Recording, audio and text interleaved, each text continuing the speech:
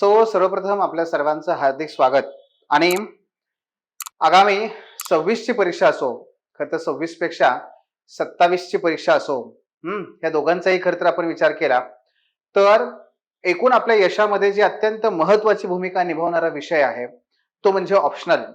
जीएसच्या paper बद्दल आपल्याला काही पर्याय नसतो, तो तुम्हाला करायचाच आहे अभ्यास आणि तो तिथे तुम्हाला गुण मिळवायचेच आहेत. पण ऑप्शनल निवडत असताना मात्र आपल्याला स्वातंत्र्य आहे आणि जिथे स्वातंत्र्य येतं तिथे जबाबदारी येते आणि म्हणून आपला ऑप्शनल जबाबदारीने निवडणं आणि जबाबदारीपूर्वक आपण त्या ऑप्शनलचा अभ्यास करणं आणि ऑप्शनलचा अभ्यास करून त्याच्यामध्ये चांगले गुण मिळवणं हे आपल्याला क्रमप्राप्त ठरतं.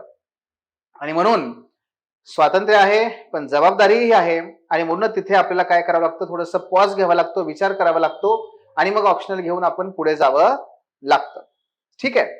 ऑप्शनल आपण आता जी चर्चा करणार आहोत या चर्चेमध्ये बेसिकली आपला जो सोशिओलॉजी आहे तो कशा पद्धतीने आपल्याला अभ्यास करायचा आहे, कशा पद्धतीने आपण त्याचा रणनीती ठेवली पाहिजे, आगामी कालखंडामध्ये आपण त्याचा कशा प्रकारे त्याला डील टॅकल केलं पाहिजे, तर ह्या सर्व बाबी आपण तिथे पाहूयात आणि मग आपण पुढे जाऊयात. मित्रांनो, सोशिओलॉजी हा जो विषय आहे त्या विषयाबद्दल खरं तर एव्हाना बऱ्यापैकी आपण आपल्या सिलेबस आणि क्वेश्चन पेपर आणि अवतीभोवती इतकेच व्हिडिओज आहेत की ते तुम्ही नक्की बघितलेले असतील, परंतु इथे आपण काही प्रॅक्टिकल बाबी त्या ठिकाणी पाहूयात आणि अतिशय वेगाने अतिशय मुद्देसूद त्या प्रश्नांची, जे प्रश्न आपल्या सर्वांच्या मनामध्ये असतात तर त्याचा आपण त्या ठिकाणी मागोवा घेऊयात, ते सोडवण्याचा प्रयत्न करूयात. सो वेलकम या आपल्या वेबिनारमध्ये, आपल्या ह्या युपीएससी आणि एमपीएससीच्या या प्रवासामध्ये. एकूणच समाजशास्त्र हा का निवडावा त्याचे काही 4 कार्डिनल व्हॅल्यूज आहेत, कार्डिनल प्रिन्सिपल्स आहेत. म्हणजे फॉर एक्झाम्पल भरपूर गुण मिळवण्याची संधी, मर्यादित अभ्यासक्रम, कोणत्याही पार्श्वभूमीची गरज नाही, सामान्य अध्ययन आणि निबंधासाठी अत्यंत उपयुक्त. यातला प्रत्येक मुद्दा हा तेवढाच महत्वाचा आहे. म्हणजे मी समाजशास्त्राचं मार्केटिंग करण्यासाठी उभा नाहीये, हे लक्षात घ्या. मी तुम्हाला फॅक्ट सह हे सांगून दाखवू देऊ शकतो की हे कशा पद्धतीने हे खरं आहे किंवा योग्य आहे. आपल्याला काय करायचंय, आपण परीक्षार्थी आहोत, आपल्याला भरपूर मार्क्स मिळवायचे आहेत आणि हे भरपूर मार्क्स जे मिळवायचे आहेत त्यासाठी कोणता, तर त्यासाठी आपण जो योग्य असेल तो निर्णय घेतला पाहिजे. सोशिओलॉजी हा भरपूर गुण मिळवून देणारा विषय हे का म्हणतोय मी. एमपीएससी तर आता होईल, हो मे महिन्यामध्ये पहिली परीक्षा होईल, पण युपीएससीचा आतापर्यंतचा सगळा इतिहास बघा, तुम्हाला दिसेल की सर्वाधिक गुण जे विषय विद्यार्थ्यांना मिळवून देतात त्याच्यामध्ये क्रमांक 1 पॉलिटिकल सायन्स, क्रमांक 1 अँथ्रोपॉलॉजी आणि क्रमांक 1 तो म्हणजे सोशिओलॉजी. अरे मी तिन्ही ठिकाणी क्रमांक 1च म्हणलो का? हो, कारण त्याचं तेच आहे. सर्वाधिक विद्यार्थी 10% व प्लस एवढे विद्यार्थी या 3 विषयांना प्राधान्यक्रम देतात. या 3 विषयांना प्राधान्यक्रम देतात आणि त्याच्यातूनच टॉपर्स तुम्हाला सगळे पाहायला मिळतात. त्याचं कारण काय आहे तेही मी तुम्हाला पुढे सांगतो. पण ह्या तिन्ही विषयांचा विचार केला किंवा इतर सगळ्या विषयांचा विचार केला तर मित्रांनो, पहिला मुद्दा लक्षात घ्या, तो म्हणजे प्रत्येक विषयाचं आपली स्वतःचं एक नेचर आहे आणि त्याची एक डिमांड आहे, ती समजून घेतली पाहिजे. उदाहरणार्थ geography is a too much technical, त्यामध्ये तांत्रिकता खूप मोठ्या प्रमाणात आहे आणि जोपर्यंत तुम्हाला ते टेक्निकल लँग्वेज जमत नाही, जोपर्यंत तुम्हाला ते फॅक्ट लक्षात ठेवता येत नाही, तोपर्यंत तुम्हाला उत्तर लिहिता येत नाही. हिमालय पर्वत लय मोठा आहे असं म्हणून कोणी तुम्हाला मार्क देणार नाहीये. हिमालय पर्वताची तिथे तुम्हाला उंचीच सांगावी लागेल मीटरमध्ये, बरोबर आहे.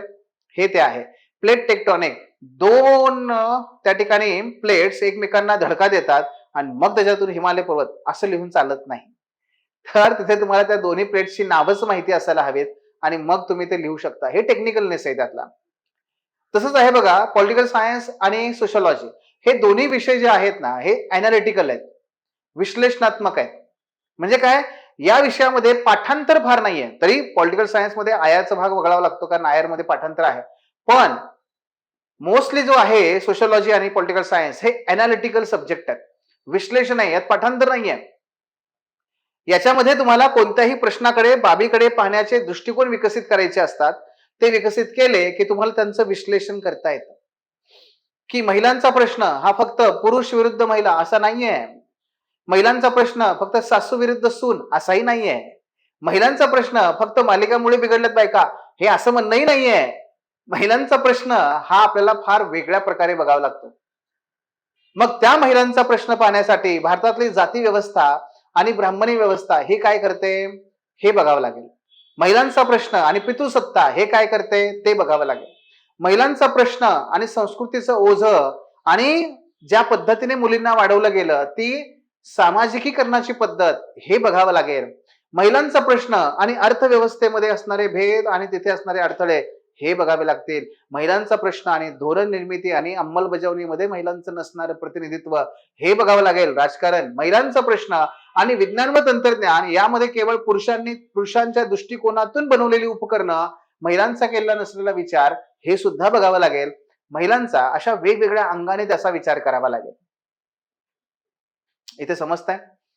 हे विश्लेषण करणं हे म्हणजे सोशलॉजी आहे. हे म्हणजे यासारखी सामाजिक शास्त्र आहेत. अँथ्रोपॉलॉजी हा अर्धा अँथ्रोपॉलॉजी सगळा मेडिकल बॅकग्राऊंडचा, पण अर्धा अँथ्रोपॉलॉजी हा सगळा तो या सोशलॉजीचा, म्हणजे अगदी डुप्लिकेट भाऊ किंवा डुप्लिकेट बहीण असं म्हणू शकता तुम्ही त्याला. सो विषय कसे आहेत आणि मग मी कोण आहे याच्या अर्थाने काय करा, तुम्ही त्या विषयाशी जुळवून घ्या किंवा त्याची निवड करा. कारण लक्षात ठेवा, मी नेहमी सांगतो मुलांना, ऑप्शनलची निवड म्हणजे वैवाहिक जोडीदाराची निवड करण्यासारखं आहे. जर वैवाहिक जोडीदाराची निवड चुकली तर आयुष्यभर त्या ठिकाणी पश्चाताप आहे. सेम इथे ऑप्शनलची निवड जर चुकली तर पुन्हा तेच होतं. म्हणून ऑप्शनल व्यवस्थित निवडायचा आणि त्यासाठी अगोदर स्वतःला ओळखायचं. सोशलॉजी ऑप्शनल हा त्या सर्व विद्यार्थ्यांसाठी आहे की ज्यांना फॅक्ट नको आहेत, ज्यांना पाठांतर नको आहे, ज्यांना समजून घ्यायचं आहे, ज्यांना आकलन आवश्यक वाटतं, ज्यांना मला जे दिसतंय त्याच्या पलीकडे आणखी काही आहे का हे जाणून घेण्याची उत्सुकता आहे, त्यांच्यासाठी सोशलॉजी आहे. त्यांच्यासाठी मग हा विषय भरघोस गुण देणारा आहे. 300+ सोशलॉजीमध्ये सहज मिळतात या विद्यार्थ्यांसाठी. कुठल्याही बॅकग्राऊंडची गरज नाही, कारण आपल्याला सोशलॉजीमध्ये जो सिलेबस आहे मित्रांनो, हा सिलेबस तुम्ही सायन्सचे असा, तुम्ही ऍग्रिकल्चरचे असा, सर्वांसाठी हा ओळखीचाच आहे. इंजिनिअरिंग करणारे विद्यार्थी हे कुटुंबात राहत नाहीत का? इंजिनिअरिंग करणारे विद्यार्थी कधी लग्नामध्ये जाऊन आपलं गुपचूप जेवून आले नाहीत का? इंजिनिअरिंग करणारे विद्यार्थी कधी त्या ठिकाणी कामासाठी इकडे तिकडे वनवन भटकले नाहीयेत का? भटकणार नाहीयेत का? अहो मित्रांनो, तो इंजिनियर असू दे नाहीतर तो ऍग्रिकल्चरचा असू दे, हा प्रत्येक व्यक्ती कुटुंबात राहतोय, समाजात राहत असताना आपण अवतीभोवती जे जग बघतोय हे सगळं म्हणजे सोशलॉजी आहे. आणि म्हणून हा सिलेबस कुठेही अनोळखी नाहीये. फक्त डेव्हलप करायचा आहे तो पर्स्पेक्टिव्ह. काय करायचं आहे? पर्स्पेक्टिव्ह डेव्हलप करायचा आहे. आणि त्याचबरोबर आणखी एक महत्वाचा मुद्दा आहे सोशलॉजीचा, जीएस आणि एसए मध्ये भरघोस मदत करणारा. जीएस मध्ये तुम्हाला सोशलॉजी पेपर 1 थेटपणे मदत करतो. सोसायटी, अख्खा सोसायटी तुमच्या इंडियन सोसायटीमध्ये कव्हर होतो. 70 गुणांपर्यंत प्रश्न आतापर्यंत विचारलेले आहेत, अगदी 90 पर्यंत गेलेत. हा सोसायटी तुमचा सगळ्या सोशलॉजी मधून कव्हर होतो. आणि हिस्ट्रीमध्ये तुम्हाला वर्ल्ड हिस्ट्री आहे, वर्ल्ड हिस्ट्री सुद्धा तुम्हाला सोशलॉजी मध्ये त्याचा बेस मिळतो. क्रमांक 2 पेपर त्याच्यामध्ये सोशल जस्टिस आहे, सोशलॉजी. क्रमांक 3 तिसरा पेपर त्याच्यामध्ये इकॉनॉमिक्स मध्ये लँड रिफॉर्म, इंटरनल सिक्युरिटी मधले नक्सलिझम, ड्रग ऍडिक्शन, युथ अनएम्प्लॉयमेंट, हे सगळे प्रॉब्लेम इथे आहेत. अंतर्गत सुरक्षा आणि एथिक्स हा 3 विषयांपासून बनलेला आहे. एका बाजूला तत्वज्ञान, दुसऱ्या बाजूला सामाजिक मानसशास्त्र. लक्षात घ्या. आणि म्हणून समाजशास्त्र आणि मानसशास्त्र यांचं एकत्रीकरण म्हणजे सामाजिक मानसशास्त्र आहे. तर तिथे 1/3 पार्ट हा सोशलॉजी मधला आहे. तिथे थिंकर्स हे सोशलॉजी मधून तुम्हाला उपयोगाला येतात. मॅक्स वेबर थेट प्रश्न आहेत तुम्हाला तिथे. आंबेडकर थेट प्रश्न आहेत तुम्हाला एथिक्स मध्ये. सगळे सोशलॉजी मधून आहेत. आणि एसए दरवर्षी 2 सेक्शन मध्ये तुम्हाला एसए येतात. ए आणि बी या दोन्ही सेक्शन मधून किमान एक एसए हे तुम्हाला सोशलॉजीशी संबंधितच असतात, समाजाशी संबंधितच असतात. आणि त्यातून तुम्हाला त्यांचा अभ्यास करता येतो, त्यांचा सहजपणे सुट. आणि म्हणून सोशलॉजी तुम्हाला सर्वत्र उपयोगाला येते. आणि राहिला पुढे इंटरव्ह्यू, अतिशय क्रुशल फेज आहे इंटरव्ह्यूची. आणि इंटरव्ह्यू मधले अर्ध्यापेक्षा अधिक प्रश्न हे समाजाशी संबंधित आहेत. तुम्ही कुठे राहता, तिथल्या समाजाचं काय वर्णन, तिथल्या समाजाचे काय प्रश्न आहेत, तिथे तुम्ही कसं बघता, ते सोडवण्यासाठी तुम्ही काय विचार करता, तुमची त्याकडे पाहण्याची दृष्टी इतरांपेक्षा कशी वेगळी आहे, हे सगळं त्याच्यामध्ये पाहायचं असतं त्यांना. सोशिओलॉजी अशा पद्धतीने तुम्हाला सर्वत्र मदतीला येते आणि म्हणून हा विषय विद्यार्थी निवडतात. आज उत्तर भारतामध्ये तर सर्वाधिक लोकप्रिय म्हणून जे विषय आहेत 3 त्यापैकी हा एक विषय आहे, सोशिओलॉजी.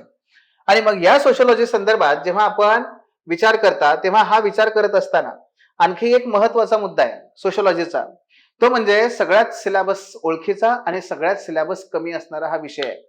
सर्वाधिक कमी सिलेबस असणारा हा विषय आहे. का? कारण याच पेपरमध्ये म्हणजे सिलेबस मुळात आपला कमी आहे आणि त्याच्यामध्ये जो आहे ना पेपर 1 आणि पेपर 2 दोघांमध्ये ओव्हरलॅपिंग आहे. इंटरकनेक्टेड आहेत हे सगळे.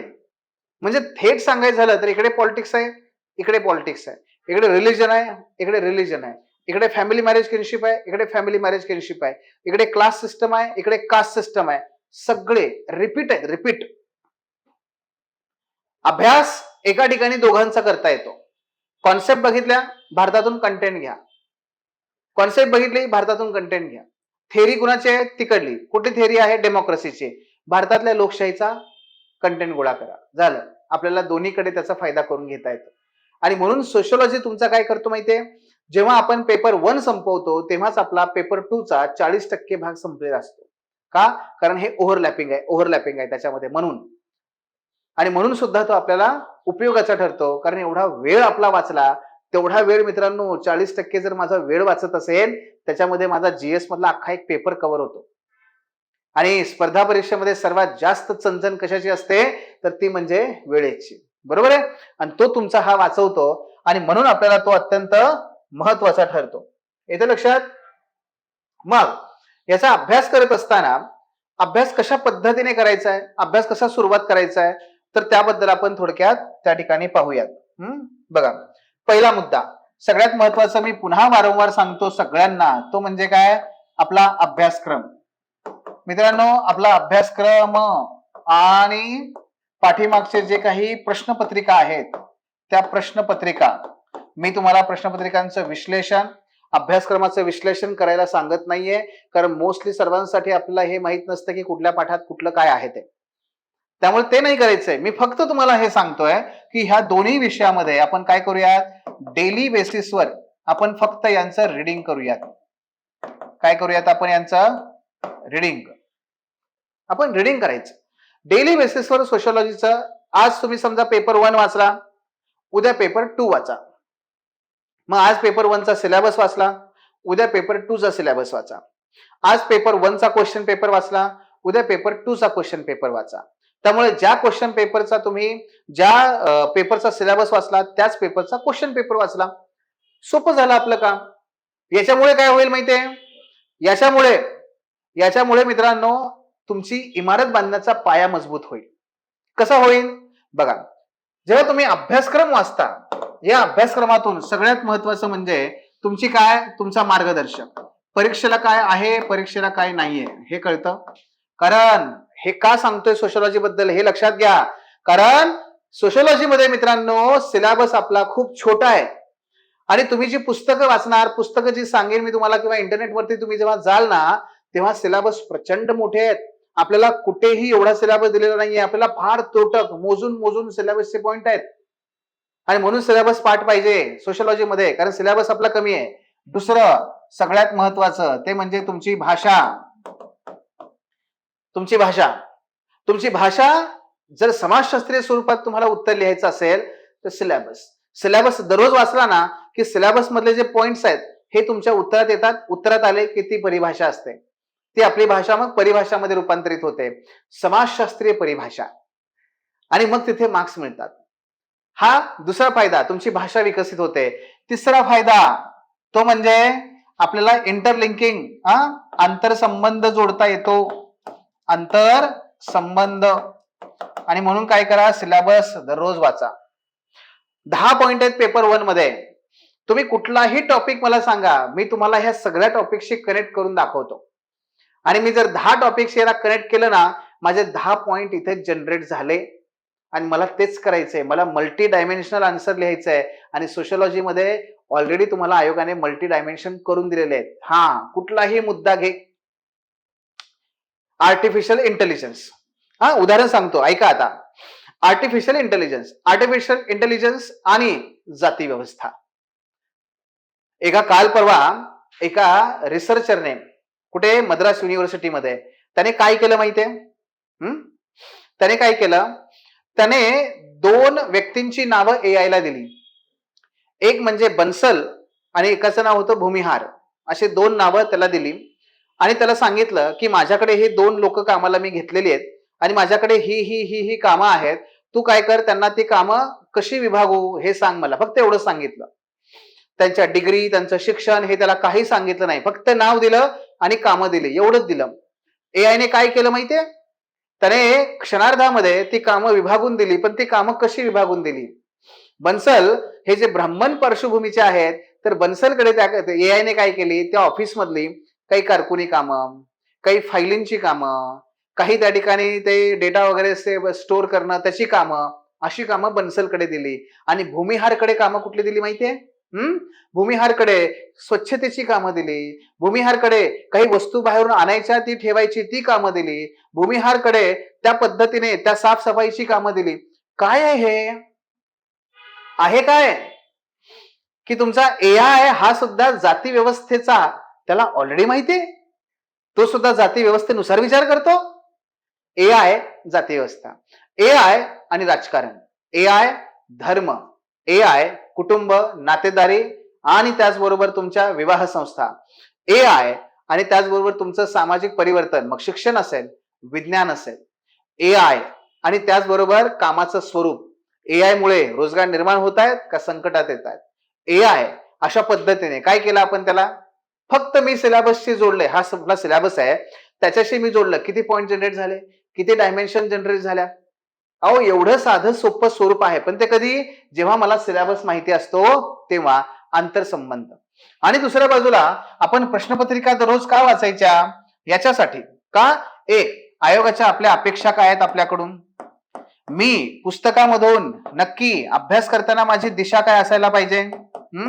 त्याचबरोबर प्रश्न हे सुद्धा कशा प्रकारे फ्रेम केले जातात, म्हणजेच कशा प्रकारे त्याची रचना तयार केली जाते.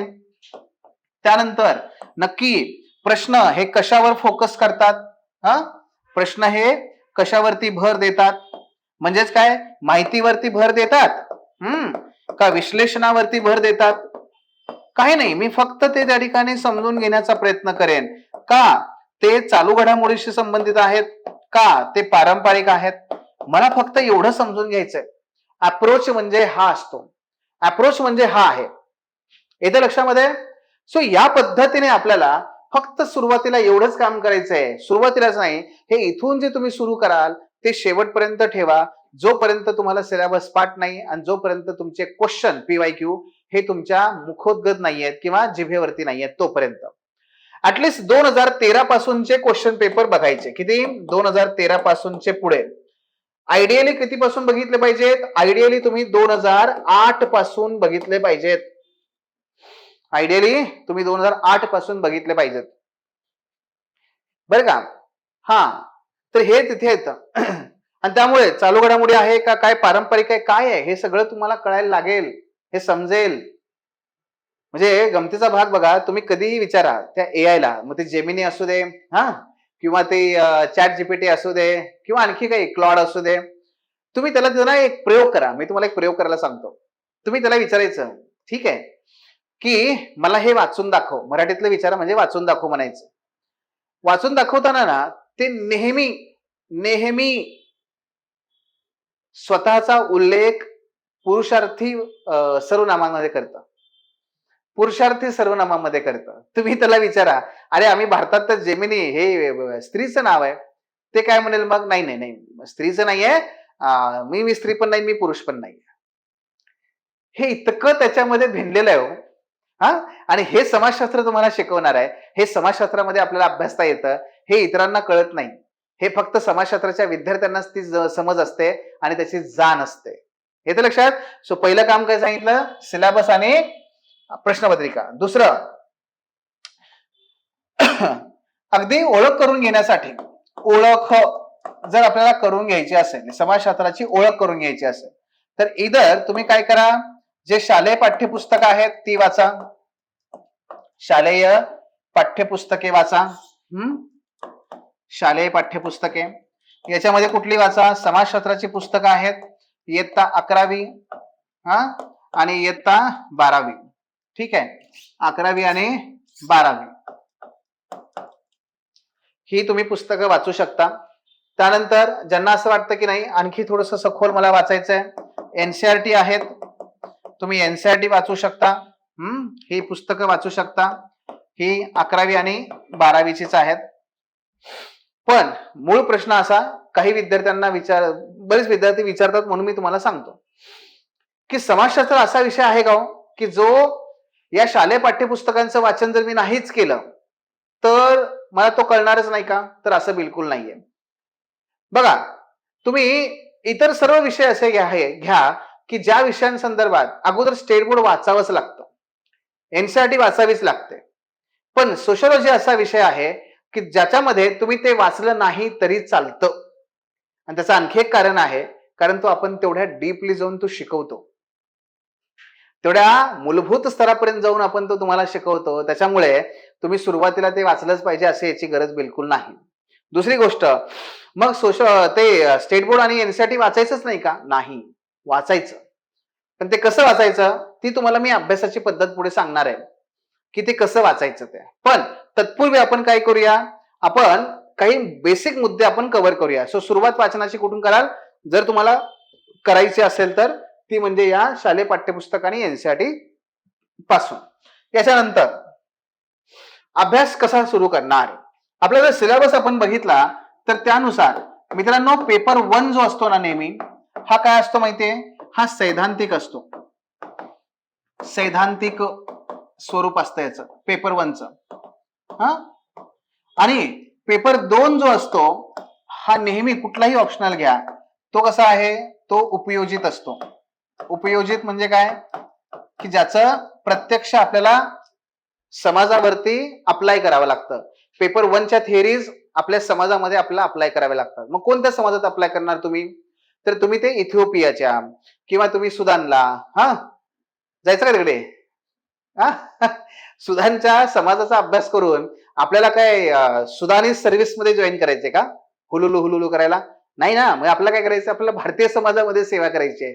त्यामुळे आपण कुठल्या समाजात त्याचं उपयोजन करणार, भारत, हे की नाही. नाहीतर ऑल युगांडा सर्व्हिसेस मध्ये आमच्या गावचा पोरगा पहिला आला असं म्हणायचंय का? नाहीये. त्यामुळे युगांडाला बिगांडाला आपल्याला जायचं नाहीये, आपल्याला भारतातच काम करायचंय. सो म्हणून पेपर 2 हा कसा आहे, भारतीय समाजाचा आहे. पेपर पहिला थेरॉटिकल आहे. पेपर पहिल्यामध्ये थिअरीज आहेत आणि कॉन्सेप्ट आहेत. पेपर 2मध्ये मात्र भारतीय समाजाची ओळख आहे आणि पेपर पहिल्याचं ऍप्लिकेशन आहे. सिंपल, हे असं त्याचं स्वरूप आहे. सुरुवात करत असताना आपण नेहमी कुठून करणार, तर पेपर 1 पासून सुरुवात करणार. इथून आपण सुरुवात करायची असते पेपर 1 पासून. त्याच्यातही सुरुवात कुठून करायची आपल्या सिलेबस मध्ये, तर नक्की समाजशास्त्राचा उदय कसा होतो याच्यापासून. समाजशास्त्राचा उदय हा कसा होतो याच्यापासून.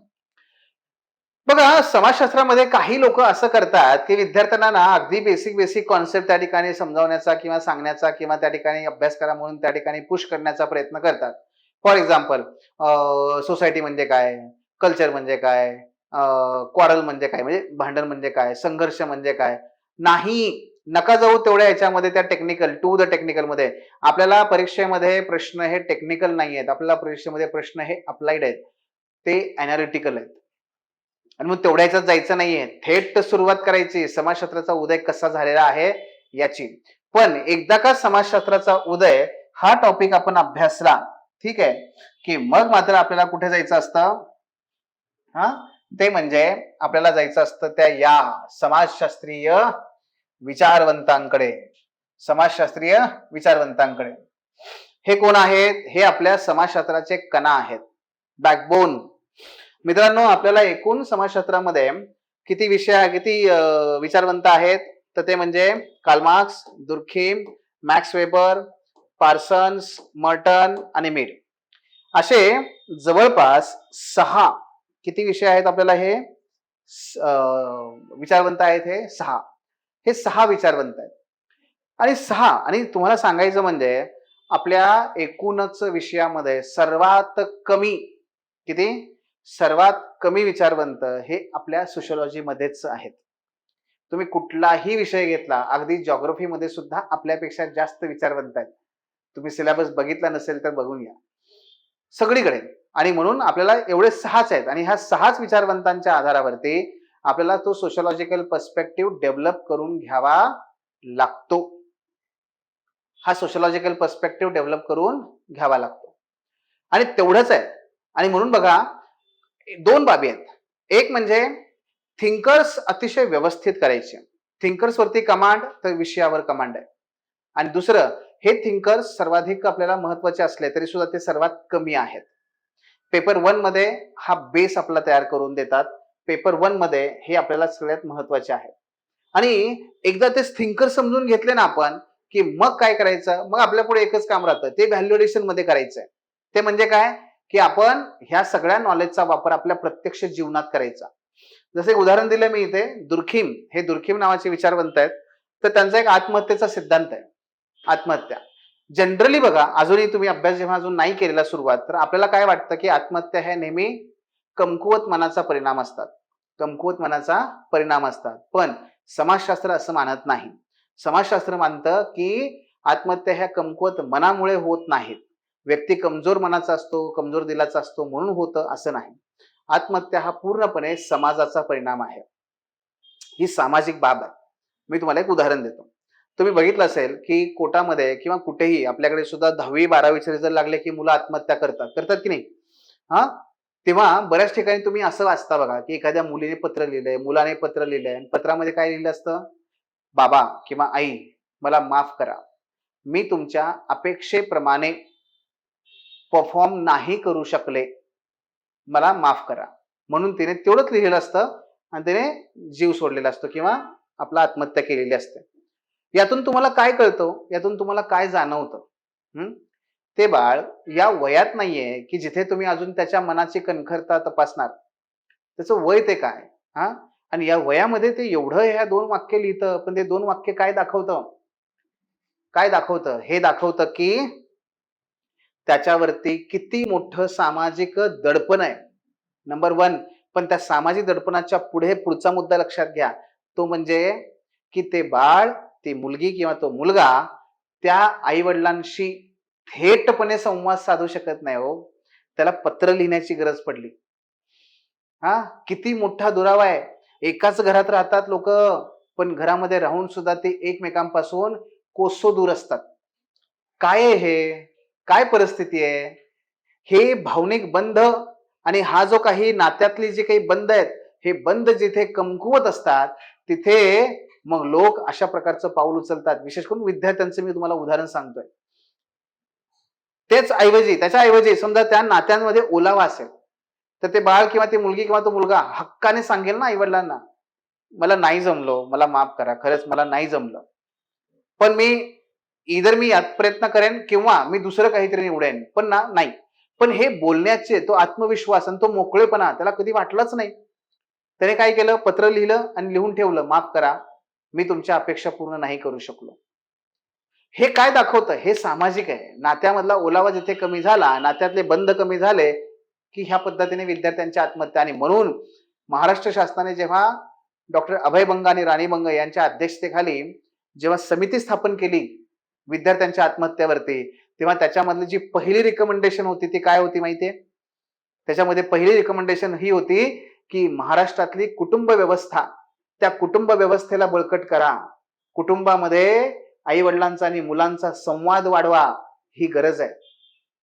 That is the sociology. पण हे आपल्याला कळतं, आपल्याला कळणारच आहे ते. आपल्याला काही इकडे तिकडे जायची गरज नाही. आपल्याला कुठे कळतं? या विचारवंतांचा अभ्यास केला की. That is the sociology. आणि म्हणून सोशिओलॉजी हे आपल्याला फार प्रॅक्टिकल ऍप्लिकेशन ओरिएंटेड आहे. ती फार उपयोगाला येते आपल्या अवतीभोवतीच्या प्रश्नांच्या संदर्भात. ठीक आहे. आणि मग हे एकदा झालं, हे विचारवंत झाले, ठीक आहे, की मी तुम्हाला काय म्हणलं इथे, की आपण जेव्हा अभ्यास करतो तेव्हा आपली सुरुवात कुठून करणार आपण? तर पहिला म्हणजे समाजशास्त्राचा उदय, आणि तो झाला की आपण थेट जाणार कुठे? विचारवंतांकडे. विचारवंतांकडे.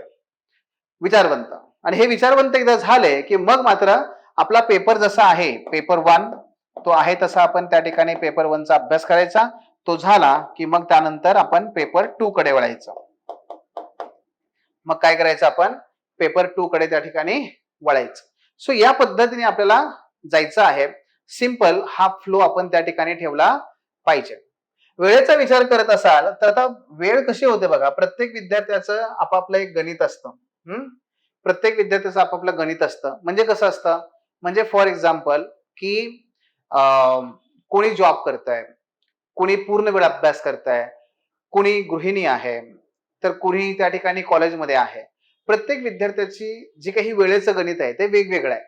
पण इथे जर आपण बघितलं इन जनरल मी तुम्हाला सांगतो, ते म्हणजे 2 ते 4 महिने आपल्याला सोशिओलॉजी कव्हर करण्यासाठी पुरेसे असतात.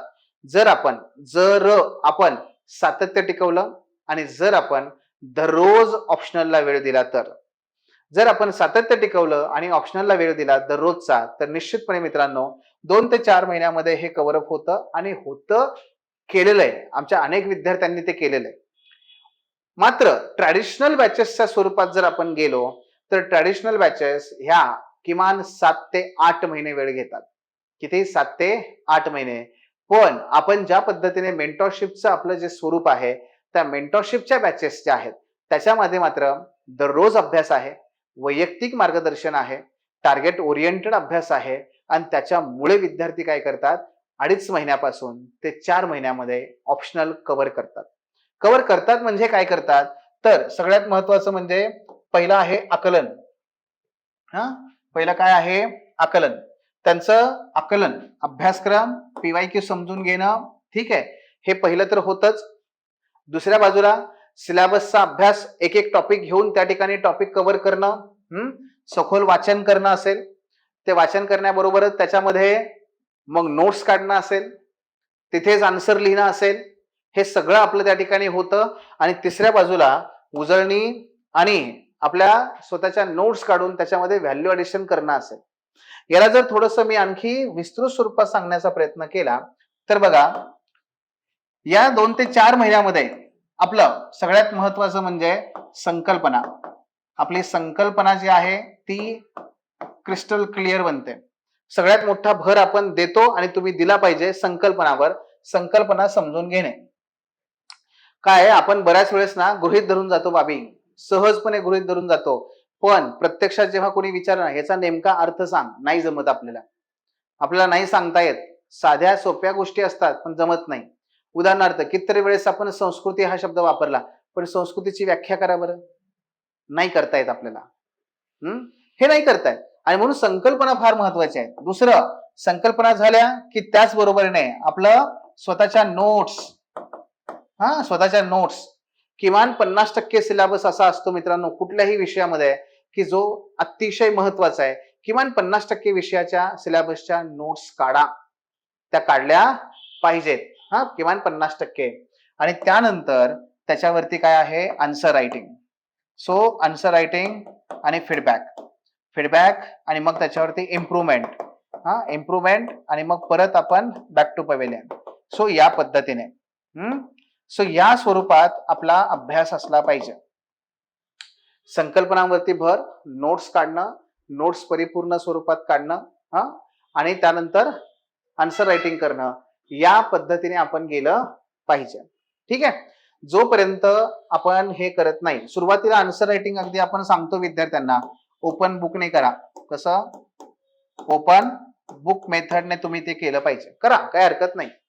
कारण बघून लिहिणं, न बघून लिहिणं यात फरक फक्त एका गोष्टीचा आहे, तो म्हणजे रिव्हिजन झाली की न बघून लिहिता येतं, रिव्हिजन नसली तर बघून लिहावं लागतं.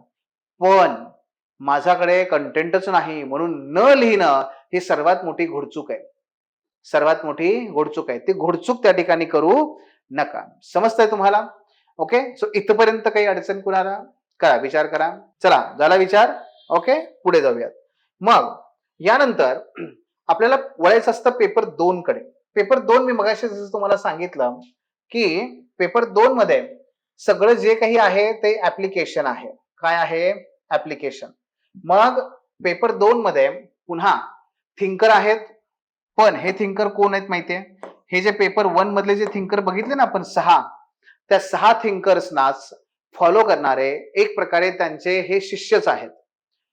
त्यामुळे या थिंकर्सचा तसा पर्स्पेक्टिव्ह वेगळा काहीच नाहीये. फक्त या तिघांनी फक्त काय केलंय तर भारतीय समाजाचा संदर्भात समाजशास्त्राच्या स्वरूपाचा विचार करून अभ्यास केलाय.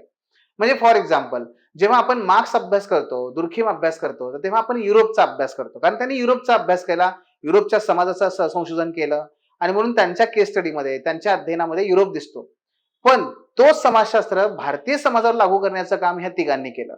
म्हणून आपल्याला ते तिघं वेगळे त्या ठिकाणी दिसतात, पण ते वेगळे मुळात नाहीच आहे. आणि दुसऱ्या बाजूला काही फोकस एरिया आपल्याला काढता येतात, जसं जाती व्यवस्था, सामाजिक परिवर्तन, वसाहतवादाचा प्रभाव. पेपर 2 मित्रांनो अगदी कमी वेळेमध्ये संपवतो, कारण त्यातला 40% भाग, पेपर 2 मधला 40% भाग हा आपण ऑलरेडी कुठे तर बघितलेला असतो, पेपर 1 मध्ये. त्यामुळे त्याच्यात असं वेगळं फार राहत नाहीये. फक्त डेटा, फक्त तो कॉन्टेंट त्या ठिकाणी आपण एकदा जनरेट केला, आपल्याकडे आला की फिनिश, आपण त्या पद्धतीने पुढे जाऊ शकता. ओके, सो हाही मुद्दा त्यातला लक्षात घ्या. मग जसा पेपर 2 आहे तसाच आणखी काही गोष्टी आपल्याला इथे पाहायच्यात बरं का. तो म्हणजे काय की जेव्हा आपण प्रत्यक्ष अभ्यास करतोय तेव्हा आपल्यासाठी एक आणखी एक महत्वाचा मुद्दा असतो, तो म्हणजे उत्तर.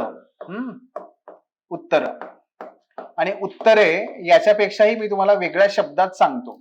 मित्रांनो, सोशिओलॉजी मध्ये तुमचं एकच काम असतं.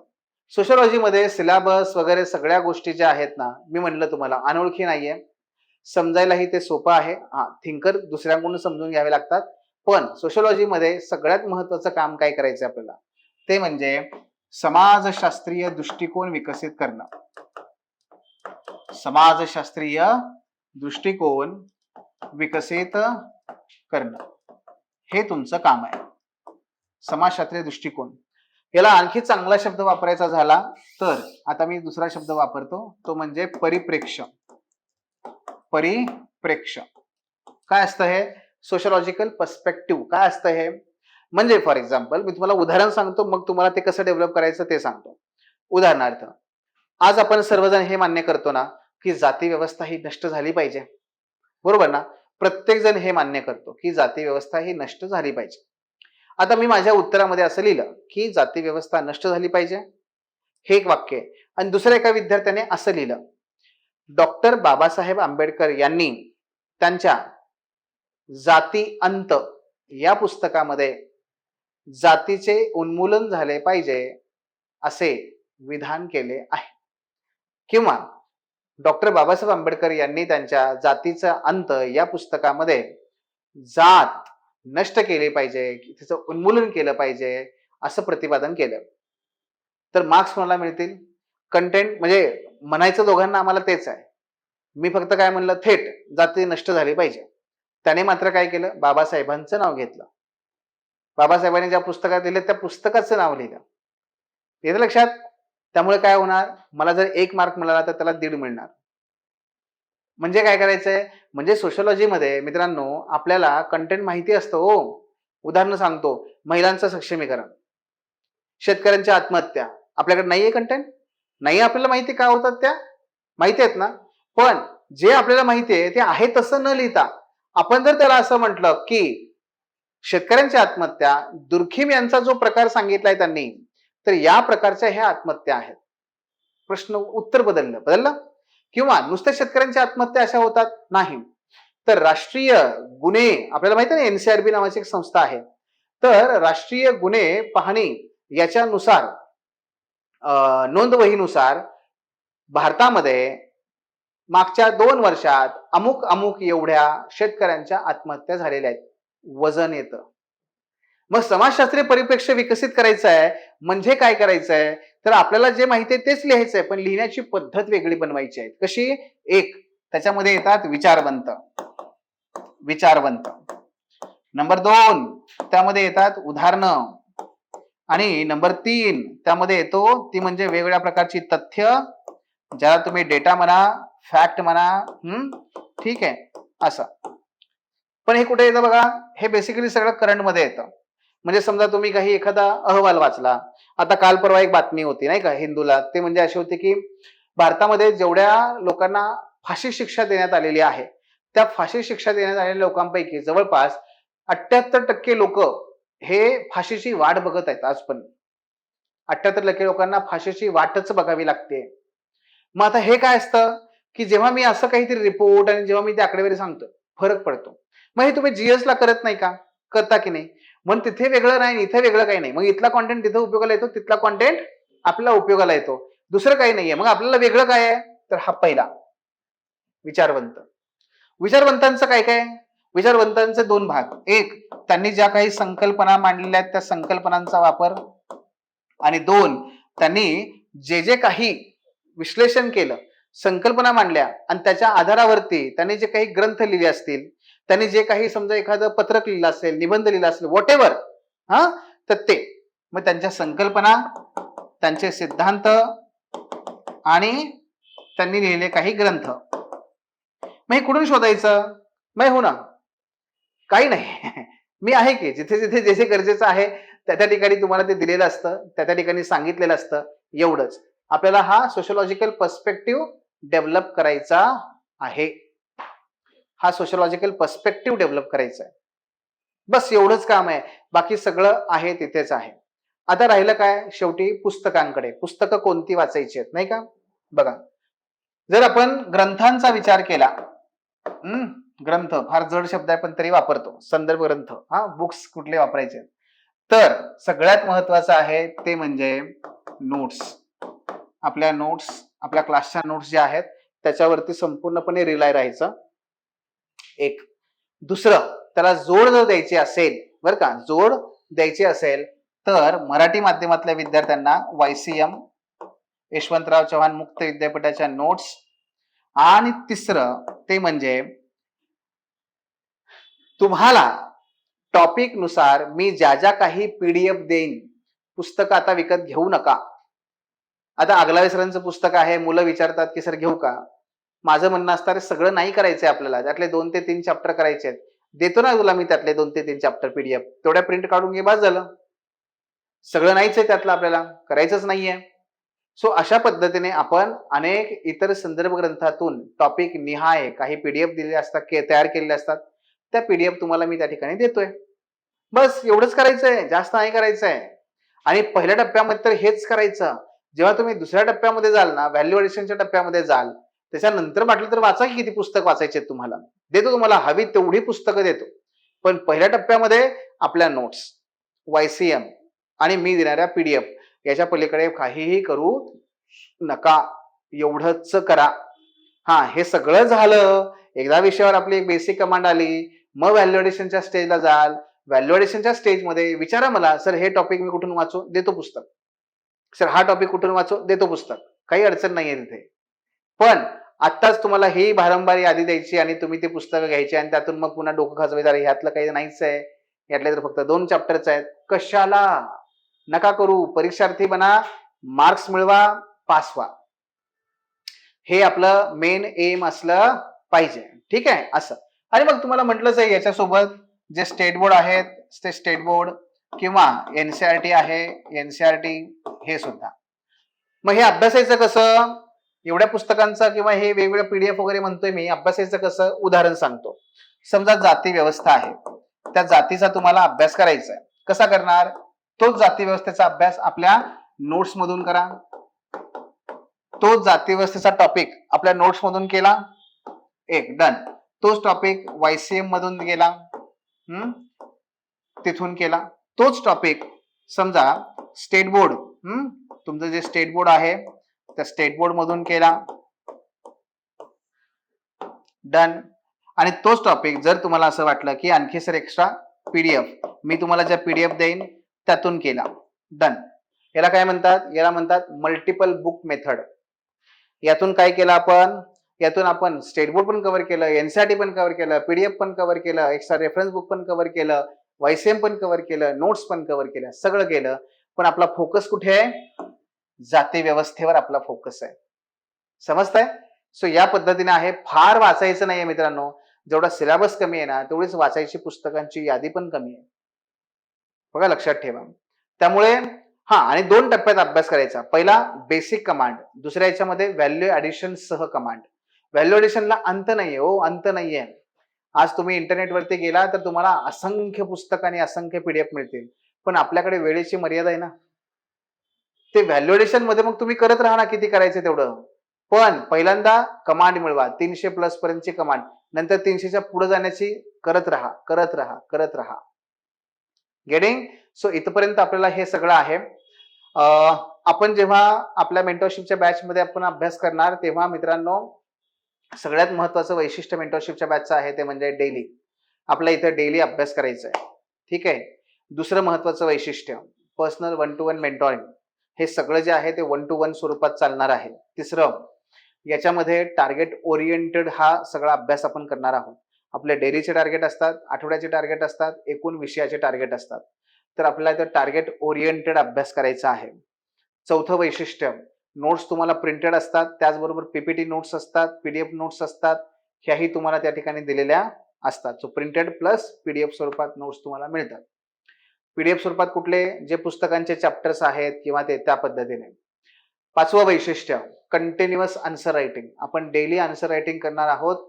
प्रत्येक टॉपिक नुसार आपण 2 शॉर्ट नोट, 2 लॉंग क्वेश्चन दिलेले असतात त्या टॉपिकच्या वेटेज नुसार, आणि मग ते आपल्याला डेली बेसिसवर त्या ठिकाणी लिहायचं आहे. सहावं वैशिष्ट्य, आपण जे महत्वाचे टॉपिक्स असतात ते कव्हर झाले की आपण सेक्शनल टेस्ट सिरीज त्या ठिकाणी घेतो. जसं की थिंकर झाले की मग टेस्ट, थिंकर नंतर स्ट्रॅटिफिकेशन टू सोशल चेंज, मग टेस्ट, रिसर्च मेथोडॉलॉजी, टेस्ट. म्हणजे अशा पद्धतीने पेपर 1 वर 3, पेपर 2 वर 3, कॉम्प्रिहेन्सिव्ह 2, अशा 8 टेस्ट तुमच्या होतात. प्लस डेली आन्सर रायटिंग तर ते अनगिनतच आहे. त्या डेली आन्सर रायटिंग मध्ये आपण पीवायक्यू पण घेतो आणि त्याचबरोबर मॉडेल क्वेश्चन असतात तेही घेतो. त्याच्यानंतर या सगळ्या माध्यमातून तुम्हाला, आपल्याला सोशियोलॉजीमध्ये करंटचं फार लागत नाही, पण तरी सुद्धा त्या मीटिंग मध्ये आपल्या कंपल्सरी डिस्कशन होतं. आपल्या मीटिंग असतात कंपल्सरी तुमच्या टार्गेट्स कंप्लीट झाल्यानंतर. टार्गेट नंतर आपली कंपल्सरी मीटिंग असते, फीडबॅक असतो, फीडबॅक वरती आपल्याला डिस्कशन करायचं असतं आणि त्यातून मग तुम्हाला इम्प्रूव्हमेंट करायची असते. आणि डेली बेसिसवर आपल्याला हा अभ्यास असा करायचा. रिव्हिजन 2 प्रकारे, डेली बेसिसवर रिव्हिजन करायची, आठवड्याला एकदा रिव्हिजन करायची. सो या पद्धतीने आपल्याला ते जायचं आहे आणि या स्वरूपात आपली बॅच असणार आहे. अशी बॅच, अशा प्रकारची बॅच तुम्हाला कुठेच मिळणार नाही, कारण हे आपलं इनोव्हेशन आहे. 2 वर्ष मेहनत केल्यानंतरच ते कुठेतरी बॅच त्या ठिकाणी ही सुरू करता आलेली आहे. ओके.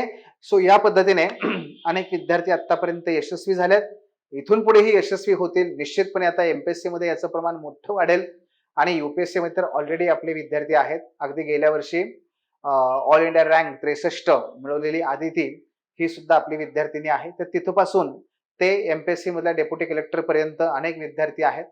गेल्या 15 वर्षापासून समाजशास्त्र शिकवतोय आणि त्याच्यामुळे हे सगळं शक्य आहे. मुळात समाजशास्त्र ह्या विषयाचं स्वरूप ही तसं आहे आणि आपण केलेली मेहनत पण आहे.